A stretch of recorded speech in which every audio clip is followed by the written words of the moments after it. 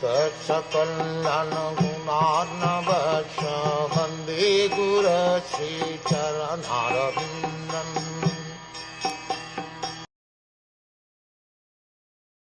All different types of meditation or mysticism are means for realizing Nārāyaṇa.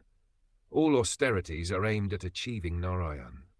Culture of transcendental knowledge is for getting a glimpse of Nārāyaṇa, and ultimately salvation is entering the kingdom of Nārāyaṇa. In meditation, there are two systems of yoga, namely Ashtanga Yoga and Sankhya Yoga.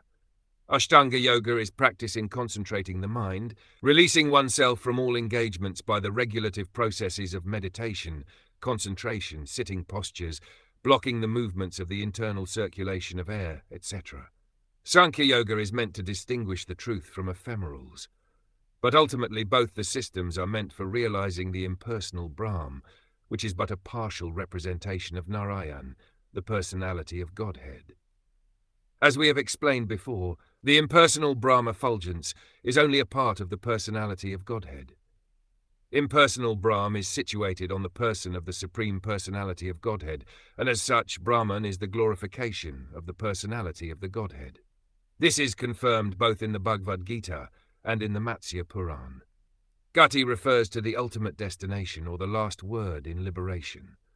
Oneness with the impersonal Brahmjyoti is not ultimate liberation.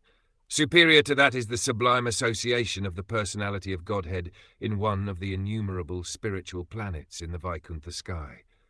Therefore, the conclusion is that Nārāyaṇa, or the personality of Godhead, is the ultimate destination for all kinds of yoga systems, as well as all kinds of liberation.